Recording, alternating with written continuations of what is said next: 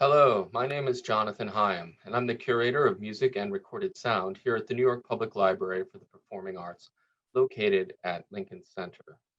Welcome to Remote Links, a series of videos exploring the life and legacy of composer and artist Maryanne Amacher. The New York Public Library is proud to be home to Maryanne's archive, where it will be available to the public for years to come, free and open access. I'd like to introduce you today to Remote Links, a series that will be hosted by Bill Dietz and Amy Cimini, editors of Maryanne Amacher's selected writings and interviews. I'm thankful to Bill and Amy, Blank Forms, the publisher, as well as the Cervalvis Foundation, whom we partnered with on this series. Thank you and enjoy. Hi, everyone. Welcome to Remote Links. Today's featured guest is Shannon Mattern. Shannon is a professor of anthropology at the New School for Social Research. Her writing and teaching focus on archives, libraries, and other media spaces, media infrastructures, spatial epistemologies, and mediated sensation and exhibition. She's the author of The New Downtown Library, Designing with Communities, Deep Mapping the Media City, and Code and Clay, Data and Dirt, all published by University of Minnesota Press, as well as The City is Not a Computer, forthcoming in August from Princeton University Press. She contributes a regular long-form column about urban data and mediated infrastructures to Places Journal, and she collaborates on public design and interactive projects and exhibitions. You can find her online at wordsandspace.net. Thank you, Bill. In January 2020, I had the pleasure of hearing Shannon give a keynote presentation at a symposium called Cultured Data at UC San Diego. The symposium itself was teeming with provocations that recognized the groundswell of data science and new modes of data collection, practice, and analysis. Its provocations were not unlike Amacher's vision for a future in 2020. In her unrealized media opera Intelligent Life, in which what she calls variation maker scripts can generate historical musical styles from Bach to minimalism. To address this, Amacher calls for a deconstruction of tech-informed listening that would rework music to center the situated and partial standpoint of a listener in social space and change music research and technology as we know it. With these resonances in my ear, I listened to Shannon's brilliant talk that connected what she called, quote, functional entanglements between climate and data in the context of the Green New Deal to critical library practice and audiovisual speculative design projects that made her calls for tech reform palpable and vivid across the sensorium. I was thrilled to learn afterwards that Shannon had taught excerpts from Amacher's work from the 1999 Sound Characters release in courses on sound and space at the intersection of sound studies, philosophy, political thought, and aesthetics. And so I could not wait to learn from her responses to Amacher's own writing. Welcome, Shannon. Hi, everybody. Thanks so much for having me. And yes, as Amy mentioned, I do occasionally teach classes on sound and space, in which I collaborate with composer and musician friends. I was a musician, not a very good one, but an eager one in a past life. Would love to reincorporate that part of my life. And there's always a thread of sound that's woven. I'm mixing my metaphors here, but sound is a component, a resonant theme in a lot of my works. My most recent book, for instance, 2 of the chapters focus on sound-based media. But I will admit, I'm not an Amacher expert, so I'm kind of an interested amateur in this realm. But in reading through this really wonderful book, a couple passages did strike me. I meant to make sure not to overlap with other probably commonly chosen passages that I'm sure some of your other guests addressed. So I'm hoping I'm choosing something maybe a little bit more obscure. So I'm choosing, they're all from the same interview, but I'm going to read 2 passages. They're both from an interview with Jeffrey Bartone. I'm trying to see what the date of that is. It looks like 1988. It was on broadcast on KAOS 89.3 FM in Olympia, Washington. So I'm going to read these 2 paragraphs. She's talking a lot about her City Links pieces, which again, I'm sure many of the other guests have mentioned in their discussions. She was saying all the pieces have a different idea or theme. And that particular theme was in parallel ideas and parallel things that are happening simultaneously in the world, synchronicities of different places.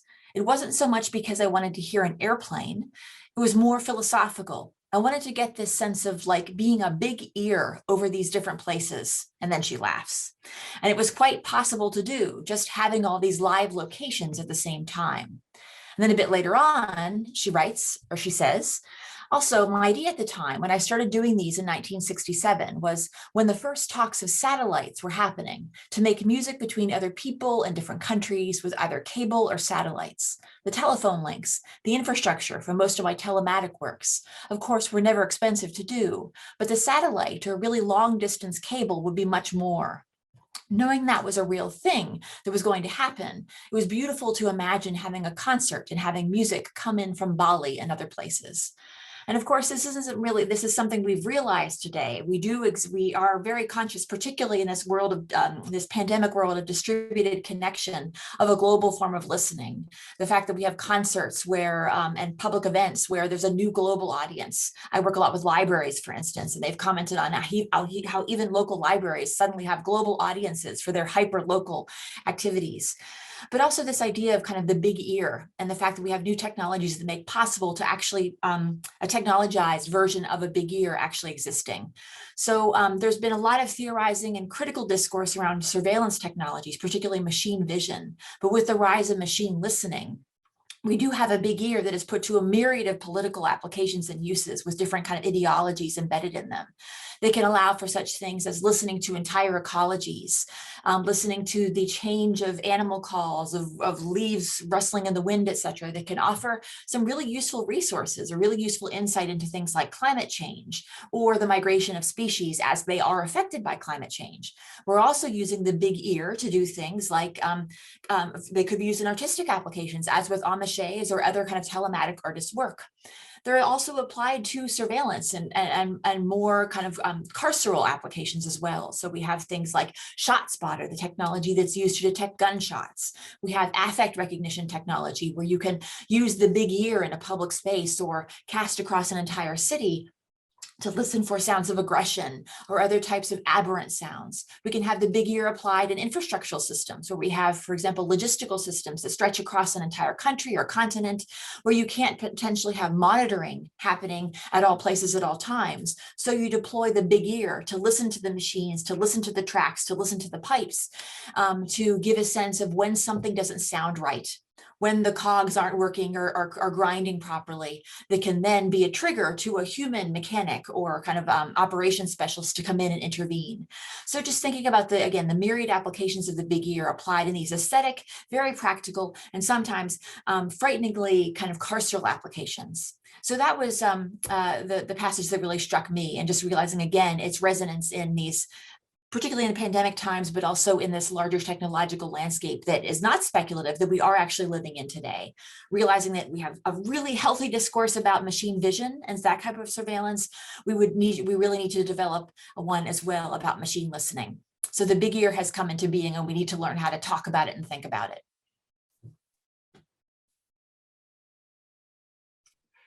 That's wonderful. I'm still sort of making sense of this. I guess the one thought that I had sort of initially, I'm not sure that this is particularly conducive, but what I think is so interesting about Amacher's notion of the big ear, or the way that she frames it to perhaps preemptively evade those kind of carceral uses of it, is to singularize it, or to make it a particular and particularly situated ear. Like it's never, for her, the big ear is never this objective universalizing ear, it's always her ear. And so I'm not exactly sure how to think that right now, but I'm just kind of curious, like that, as to add that kind of singularity to the current contemporary discussion about artificial intelligence and machine learning and such. I wonder if that could somehow inflect things. Sure. I'm just thinking about the whole history of aerial imagery, for instance, and how some of the some of the earliest kind of bird's eye views we have of cities were taken from people in balloons. You go up in a hot air balloon, and you can only fit so many people in a basket of a balloon, obviously. So there is this attempt to represent the holistic picture of a town. We'd often see these kind of oblique angles of a city represented on a map of the 19th century. But still, because there's a limited number of people who can actually inhabit that particular position, that vantage point at any given time, there is a singularity, a particularity to that position, although it is something that one can project themselves into, to realize like, hey, there's my house in that big oblique picture of the town, so they can picture themselves in that scene. So you could imagine maybe being at an higher altitude. Of course, the way sound works is different. Works at distance, so it would be a different phenomenological experience. But we're trying to think of what the parallel to the hot air balloon would be to the big ear, a singular person listening at a remove, at a distance that allows for a greater scope. I'm not quite sure what that analog would be, but it's kind of interesting. It's an interesting thought experiment. Oh, okay. Well, in a funny way, like I wanted to do something maybe a little unusual for our series while you're here, because of the particularity of your research vis-a-vis libraries and archives, and because this is a series hosted by the library, and Amy and I, are sort of poised at the beginning of like a certain new kind of availability of the Amacher materials. For the last 10 years, the materials have kind of been in storage, been very inaccessible, very limited number of people have had access. So just now, just in the last 6 months, the physical materials have actually finally arrived at the New York Public Library, and they will be made publicly accessible in the future. And I guess Amy and I, but also just, I guess I'm speaking a little bit for like the Maryanne Amacher Foundation and all these kind of different entities, are sort of trying to think about the implications of all this, in particular for an artist like Amacher, whose work in so many ways sort of, I say this like productively or generatively, is sort of incompatible with sort of normative ideas of the archive. For instance, in the CityLinks works, there are no audio documents that represent an individual piece, in a certain sense, because it's like a in contemporary language, like a live stream of something. It, you know, the notion of a fixed sort of singular, particular artwork bounded in time, like is kind of incompatible with her thinking. And so there's a lot of like really specific challenges to framing this work publicly. And somehow I think we just thought it would be kind of exciting to chat with you a little bit about that. I know that's a little bit out of sneak attack, but no, these are really interesting questions to me. I mean, it also gets at the challenge of like what does a museum do with conceptual art, for instance? Remember, there's a great blog post on MoMA's website a few years ago when Ben Fino-Radin used to work there, I think, when they had acquired I'm Sitting in a Room into their collection. And they're essentially, where do we draw the boundaries around this work? What exactly is now within our collection, and what rights do we have to control its kind of dissemination, its reproduction in the world? A similar question here is when you don't have a static object. This is part of like archiving in the digital realm. There's no kind of static, tightly bounded, neatly bounded object anymore. It's more of a flow. The landscape is constantly moving under your feet and shifting, which is where we have questions about like a web archiving. Rhizome is obviously an organization that's done a lot of thinking about what does it mean to archive in a world of flows. So they've developed this technology called the web recorder, where you're essentially you're recording a session of accessing a web-based artifact and looking at the various kind of other media assets that are linked to it. So it's more archiving an experience of engaging with the multifaceted dimensions of a layered web object and not a static thing. So I think the Amacher, kind of her work was maybe prescient in that way, that it presented challenges some in the future to archivists that a lot of more interactive web-based materials are presenting today, and conceptual artists as well, when that has obviously a decades-long history. Yeah, thank you so much for kind of like spinning that out for us. That's so interesting. I'm kind of betwixt and between like Bill's question to you and then this like the question of the big ear. And I think I'm so glad you chose that passage. Like in the CityLinks writing that I've studied over the years, that's actually not a term that she writes or invokes very often, which is like interesting that it's accompanied by the laugh, which I loved how you brought that out in the in the interview. And I guess I wanted to like maybe build on some of Bill's remarks and then fold it back over questions of the archive, because indeed in this interview, she notes, city links are, they have different ideas, they're different conceptually, but when you begin to kind of patchwork individual city links episodes together, sort of one thing that starts to emerge is maybe like nested in the big ear or kind of in conflict with it is kind of its own sort of telecommunications network that crisscrosses industrial telecommunications of the 1970s, but actually features all of these other sort of idiosyncratic compositional and conceptual components that crisscross like elements of pitch and elements of like listening with the ear, but also listening with the body and listening as a social conjugation of time, etc. So I think in addition to Bill's sort of addition of like the situatedness of each listening, there's also like this proliferation of like little ears that are like linked up in all of these different ways, in some ways like implicated in industrial telecommunications and transformations of capital, in other ways like very much cutting sharply against the grain of those networks, etc. And so I guess what I'm starting to be able to think in this moment is that network kind of alongside the networks that you sort of laid out in your response. And I think one of the interesting things about like trying to like listen for city links in the archive is sort of reconstructing all of these different sort of like moments and modalities of connection, etc. Well, there are some other interesting, both historical and contemporary parallels to this idea of networking networks, which essentially what the internet is. So we have like the birth of the internet, which have these little intra-networks of various kind of educational and research institutions that are then connected together, that are like a macro culture of a bunch of little microcultures. And then today we have communities, places in the world that either by necessity or by choice are building their own community networks.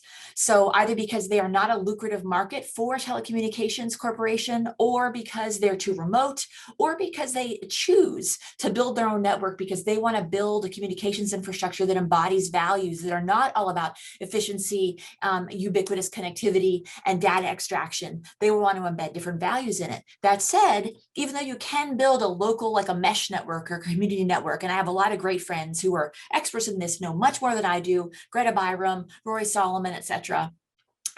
Still, they're still dependent upon they can't launch a satellite. They can't lay a transoceanic cable. So even if you do want to have local values embedded in your community network, there is still at some level of the technological stack or assemblage, some reliance on kind of state and corporate technology to make that possible. So again, it's micro networks connected by a macro network, sometimes embodying very different values, value systems at those different scales. Mm-hmm. Yeah, thank you so much for that. In some of the working notes for actually, well, for what became the mini sound series, The Life People at Ars Electronica in 1989, she was actually planning a transatlantic like telematic project that just like, you can see it kind of like falling apart at every moment in the working notes, whether it's like how difficult it is to put a link in the subway, how hot it is in the subway, like complexities with the phone company, like, etc. So it's sort of, it's really, it's interesting to kind of to see, kind of unfolding and kind of dispersing almost like in real time in the notes, etc. Yeah. Just a little kind of anecdotal sidebar to some of your remarks. Right, really but wonderful. also it's in the book too. There are a couple letters where she's writing to some of her partners at various cities, marking that I called up the local Bell telephone office in this city, and they were very kind of accommodating, and I had a perfect contact within the company. And then I wrote somebody in another city or another town, and there wasn't that same interface there. So just the variety of different degrees of openness, of just the personnel differences making for very different cultures. So you could even see those varieties of human interfacing of infrastructures, even it's the same Bell company across the board, just the local variations is something that she had to negotiate. Mm-hmm. Yeah, Midwest Bell seems to have been particularly challenging in that regard. Which is odd because Midwesters are supposed to be so nice. I just wanted to add there's another nice sort of anecdotal thing. I don't know if you discovered in the book, but later on in the section called Rare and Unusual Atmospheres, which is a sort of I don't know how to even describe it, project description or proposal for a whole series of works that went entirely unrealized. There was a lack of support from institutions and things, but one of the proposals there is to artistically sort of reactivate the I believe in the Pacific Ocean, like surveillance listening devices that were on the ocean floor. And she sort of has this idea for making a piece where like users or listeners could send their own sounds to the bottom of the ocean, and they would be sort of re-recorded down there with, the different pressure and the different environments and the distortion of that physical medium, and the sounds would sort of then come back up. And there's something in that that's a kind of, that resonated, I think, with what you were saying about sort of, I don't know, again, sort of not the right language, but sort of like, sort of utopian ideas about creating an ethical network or something like that, coming into conflict with the sort of existing structures of power and such that are there. And this being like a particularly sort of playful aesthetic example of this that she's proposing later on, like a different inflection of the city links idea. Yeah, but I also love the fact that you mentioned the ocean. This was another theme, this whole idea of topography and geography that's a theme throughout a lot of her works. The fact that she's really considering the capacities for transmission that different space, different particular locations and topographies within a city or a town make possible. The fact that, you're putting these kind of nodes on windowsills. So we already are locating a particular kind of portal space. It's both architectural and has like a telecommunications interfacing metaphor there. And then we also want to be near water because water offers interesting kind of transmission or dissemination potentials as well. So just very much aware of how the material compositions of a geography allow for or impede, maybe in productive ways, particular forms of transmission. And that's a part of the intentional choice, many of the intentional choices that she's making also. No, this is just super rich. I feel like there's so many questions on the tip of my tongue. I feel like I very much hope that somehow we're able to be in further contact in the future, and maybe there could be some other occasion where you could reflect a bit more on Amacher and such. Sure. Well, I was also just thinking, going back to your archive comment, just it's almost like if there are no recorded recordings of the events themselves, in a way, they're more like an event score. She even provides a lot of the technical details for how to build these things. So again, there's a tradition of artists creating, from Yoko Ono and I'm blanking on some of the other conceptual artists. They're at the tip of my tongue who in some cases either their work doesn't lend itself to documentation in its finished form, or they intentionally chose not to document it because they want it to be something that is reborn with every new performance or iteration. And I think having these archives publicly available then, that's a really kind of a liberating prospect for the use of the materials as pedagogical materials, as inspiration for other artistic works, by not providing documentation of this is what it's supposed to sound like. Instead, here's a set of guidelines. We want to see what you make of it. I think it lends itself to kind of expansion in so many different directions and is more generative than if it were a more a prescribed format that you're then striving to recreate, if that makes sense. It's wonderful to hear you say that, because that's so in keeping with exactly the approach we've been taking. Mhm. And I think what's so interesting and so unique about Amacher is, indeed, although like there's a slight difference, I think, with like the sort of event score type work, where like she's not a conceptualist.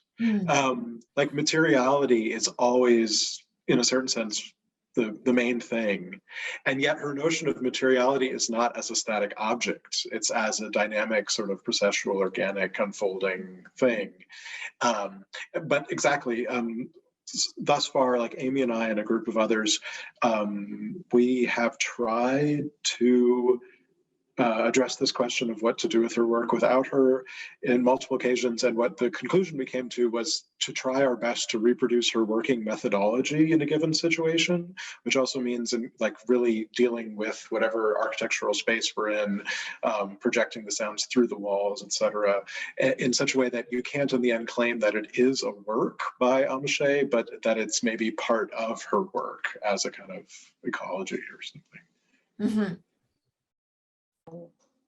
I'll just add a little bit of remarks to Bill's, with some of the writing about city links, and in particular the essay Long Distance Music and the accompanying text pieces in the book. I don't know, I've come to think of them as like heuristics, which is to say, like as a way to go find something out for yourself, right? And I think like your remarks today, Shannon, have like sort of like, I don't know, opened a lot of pathways for doing that, like in our contemporary like historical moment. And I think it sort of brings this like kind of like heuristic invitation like into really important like critical questions about media and networks. Which seems so generative, I think, and I'm eager for the archive to support those explorations. That's great. And, because you are more expert in her work and her intention and background than I am. I mean, maybe event score isn't the right reference here, but just kind of the recipe, the diagram, the heuristic, whatever metaphor you want to choose. I think those are so much more open-ended and inviting than the prescribed kind of the realized object itself in many cases. Yeah. Well, I think we reached a really beautiful resting point with this, like the way that we're talking about the working method and the recipe, etc. So it seems like a really nice way of like a gesture of opening, and also like a way to close our conversation, if you both are cool with that. Sure. No, I'm trying to just find a landing for us. Kind of like when you're like improvising and you're like, is this the end? Or do you think this is the end? I don't know. It feels good to me. Yes. Okay, cool. Yeah. Okay. Yeah, thank you so much. That's really wonderful. Well, thank you very much for having me. I'm excited to see what, I'm really glad to see the book in the world, and excited to see how the archive extends itself into the world.